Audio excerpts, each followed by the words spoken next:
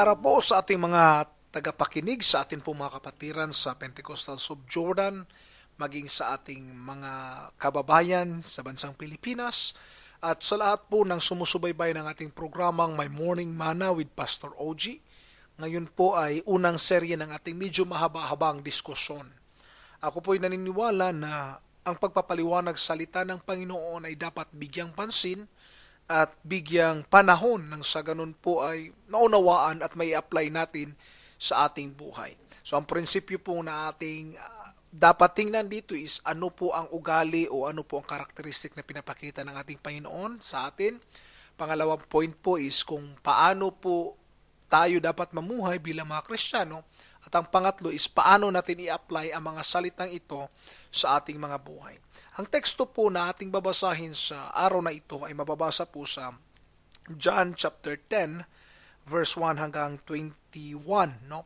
Ito po ang pagkasabi sa verse 10. Yun po ang focus natin.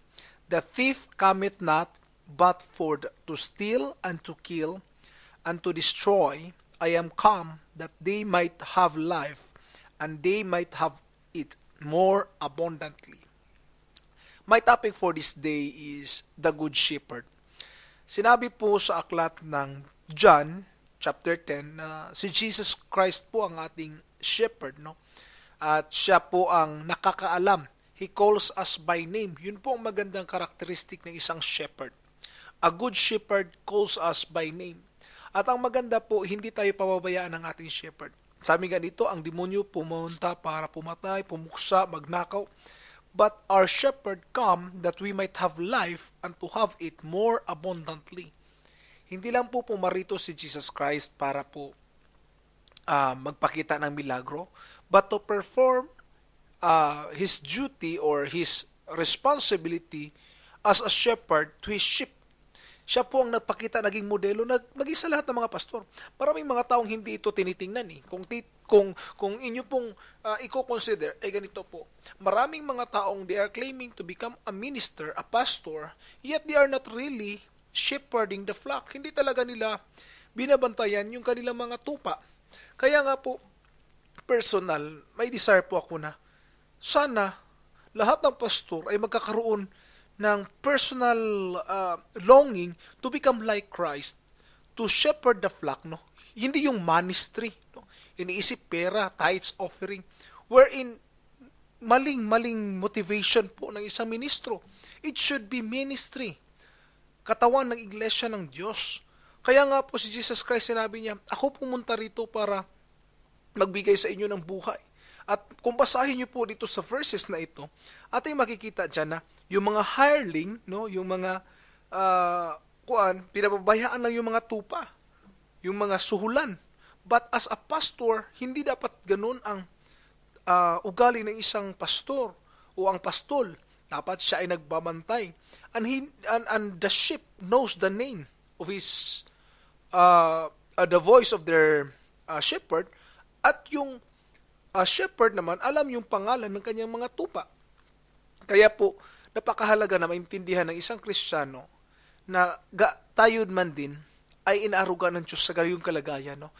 Inaaruga tayo ng Diyos parang nag-aaruga ng mga tupa.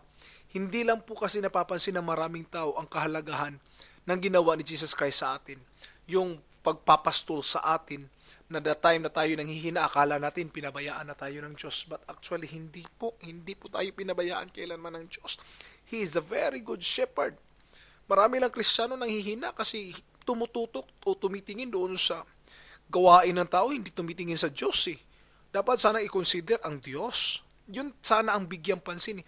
Minsan iniisip nila, sarili lang eh. Minsan iniisip nila, tinitingnan nila, yung nagawa ko sa church o nagawa ko sa Panginoon. No. What you have done for God is just a small thing compared to what God has done for us. Yung ginawa ng Diyos, napakaliit lang po ng ating ginawa kumpara sa ginawa niya sa atin. Dapat din po nating tandaan, ang pangako ng Diyos po sa atin is mabuhay o mamuhay ng ayon sa kanyang kalooban. Nais din po ng Diyos na tayo bigyan ng buhay na masagana, no? Masagana na hindi lang basta ordinaryong buhay. A life, abundant life yung promise niya po sa atin. Unfortunately, maraming Kristiyanong namumuhay na hindi abundant ang life. Now, to make this long discussion short, ito ang pinakapunto ko. Jesus is a good shepherd. Napakabuti niyang magbabantay. Hindi niya kailanman tayo pinabayaan. At minsan hindi niya tayo iniwan sa ere. Gayon din po tayo. Hindi lang po gawain ng pastor ang pagbabantay sa tupa. Minsan sinasabi, trabaho yan ni pastor. No. We are our brother's keeper. As a Christian also, we have to live like a shepherd watching over our sisters. Kung ang kapatiran natin na stumble dahil sa ating mga ginagawa, sabihin ko po sa iyo kapatid, tayo po ang mananagot niyan sa Panginoon. No. We have to be a good shepherd to our people. Kung may mga tao na natisod dahil sa ugali nating hindi maganda, ang mangyayari po, nako, problema yan. Kung tayo po hindi marunong magpatawad, nako, isang issue na naman yan na dapat nating tutukan. Kaya po bilang Kristiyano, dapat i-consider itong mga bagay na ito, hindi gawing ordinaryo o simple lang ito. Kung si Jesus Christ ang naging good shepherd, ganun din po sana tayo bilang Kristiyano. Maging good shepherd tayo. Tanungin mo yung kapatid mo, saan na si sister o saan na si brother? Di ko alam, iwan. Di ba in-invite mo siya last week? Oo nga, pero iwan. Di ba? Minsan ganun ang mga sagot. Ganun lang po ba kadali ang pamumuhay Kristiyano? Hindi na tayo nag-iisip kung yung kapatid natin ay naglilingkod ba sa Diyos o hindi na. Church, this is the moment that we have to look at it. No? We have to consider this issue in life. We have to consider this as a responsibility like a shepherd watching over his flock. Kailangan isipin ng isang Kristiyano na hindi ka nag-iisa bilang Kristiyano. Meron ka mga kapatid na dapat tingnan ang kalagayan. Wag maging makasirli, no? Bahala siya sa paglilingkod niya, basta ako gagawin ko yung yes, maganda yan. Ginawa mo yung mabuti mo. Of course, maganda yan na gawin natin pinaka-the best natin bilang Kristiyano. But the question is, tinutulungan ba natin ang ating mga kapatid? Naging mabuti ba tayong shepherd sa kanila? Binabantayan ba natin sila? Kung nasa tamang landas pa ba? Naging katuwang ba tayo sa kanila? O naging critic lang tayo sa kanila? Iba po yung destructive criticism sa constructive criticism, no? Yung mga critic po, hindi po lahat ng critic ay magandang na idudulot.